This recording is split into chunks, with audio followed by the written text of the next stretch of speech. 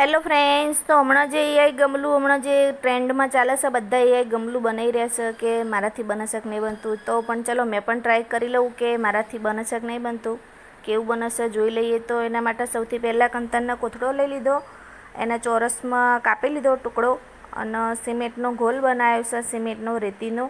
અને એની અંદર એને ડીપ કરી અને આ રીતે ડબ્બા ઉપર એને શેપ આપી દઈશું. શેપ આપીને એના ઉપરથી ફરીવાર સિમેન્ટ લપેટી દઈશું, કારણ કે થોડું મજબૂત બને એના માટે ઉપરથી સિમેન્ટ નાખવું જરૂરી છે. તો એને એક દિવસ સુકાવા માટે મૂકી દઈશું અને બીજા દિવસે આવી જોઈ લઈશું કે આપણો ગમલું રેડી થયું કે નહીં. રેડી તો થઈ ગયું છે સરસ એવું, ડબ્બો પણ આસાનીથી નીકળી ગયો અંદરથી.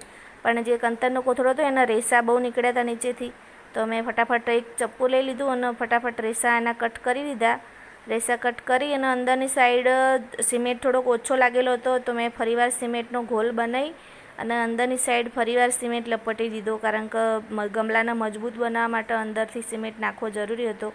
તો ફરીવાર એને મજબૂત કરવા માટે સિમેન્ટનો ગોલ અંદર નાખીને ચારો તરફથી સિમેન્ટ ફરીવાર મેં એનો લપેટી દીધો અને ફરી એક દિવસ માટે સુકાવવા માટે મૂકી દઈશું. જ્યારે આપણું ગમલું રેડી થઈ જશે તો ફરીવાર નેક્સ્ટ વિડીયો તમને જોવા મળશે કે મારું ગમલું રેડી થયું કે નહીં. તો નેક્સ્ટ વિડીયો જોજો. તો હમણાં તો મારું સરસ ગમલું રેડી થઈ ગયું છે, ખુશી પણ થઈ.